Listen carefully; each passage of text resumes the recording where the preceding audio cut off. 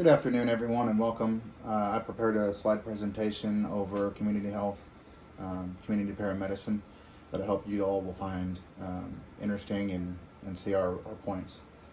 Um, our overview of target population is primarily the geriatric population. There are other populations that will benefit tremendously from a program like this. Mental health, some people with drug abuse problems, and just repeat medical, some trauma. But the elderly population is a big target that we hope to help with this program. And according to the National Library of Medicine, repeat calls and falls for trauma will be 65 and older will be 39% of the volume by the year 2050. So that's a pretty big number. This population is also one of the most underserved, and so it's important that we try to link and bridge that gap. This population is also generally not as technologically advanced, and that's important because they miss out on a lot of things that normally younger people might know that they're entitled to.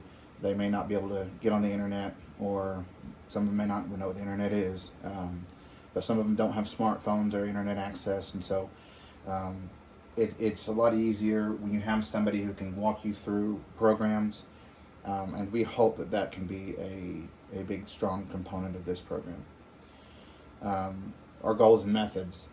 So our primary goal is to identify people in our system who repeatedly use the health system, hospital systems, and try to get them to the primary care that they need instead of an emergency department.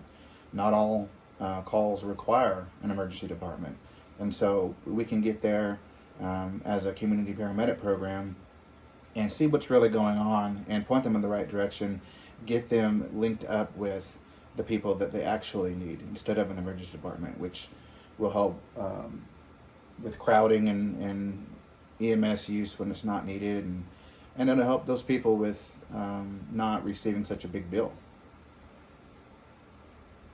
Other goals for this system will be reducing overhead, so we won't, hopefully by the end, we won't need to staff so many ambulances, and it can take the pressure off of our system. Another goal for our system is to make sure that our patients in our communities are getting the right care they need. As I said before, not everybody needs an emergency department. Are they needing just a provider that they can go see on a scheduled timeline, or is it something that they can see in an emergency clinic without the use of an ED, or are they just needing mental health, or what is it? So maybe we can get connected to a church if it's loneliness or something like that. So goals and methods continued. Our primary method for identifying the target population will be through our dispatch center. Hopefully we can start tracking repeat calls. It's not that hard to do, and we can it can go a long way in helping this program grow. Also, we can track reports from our EMS crews. A lot of times they're going to be the ones that's going to be reporting these people to us. So it's going to be important that we can do that. Crisis centers, they can help track patients as well. I read a story where Salvation Army actually has a community paramedic in some of their lobbies that takes care of people in homeless shelters and needy shelters and things like that. And in big cities, it reduces the calls. But we could do something similar to that. We have a smaller community, but we could do something similar to that and get similar outcomes. So the funding for this program is going to be in a few areas. It's going to be important that we reach out to insurance companies and have these talks, have these discussions. It will save them money, and when you can show them that, they're usually all on board. That's why these programs are funded by insurance companies in so many different areas. So we just need to get that here. Medicare, Medicaid, same thing. They're always looking to save a few bucks. When you can show them that programs like this can help reduce their budget lines, they usually are on for that. So the main thing is we need to meet with our regional partners as well. in our area, because we can go a long way in getting more funding. By partnering with our home health and other local stakeholders, this is a big part of the funding that we could see as well. They all think that we're a competitor. We need to let them know we are not competitors with them, that we are partners with them. We can refer people to them. We do a different skill set than them, so it's something that we can hopefully build on with referrals and things like that, sponsorships. And I think that can go a long way. Our community hospital, same thing. They would prefer that we didn't use the ER so much, but we can still use their clinics, so there could be an avenue there. It's also going to come from our system. We're not having to put on more ambulances and more staff members. It's going to reduce our overhead, which we can then funnel more money into this program. So our outcomes that we hope to see with this, the projected outcomes, there's several.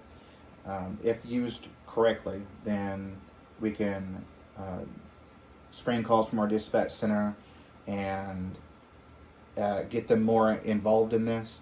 They're going to have to be if this program's successful. And then we hope to obviously reduce the overhead and load on our health system at large. Our clear outcome is that the community paramedics get into the scene, and they are the ones who will figure out what needs to be done, where the patient needs to go, is an ambulance even needed, and they will be able to get the patient to the right place. So that's going to, again, save us time, money, save the patients time and money in the hospitals.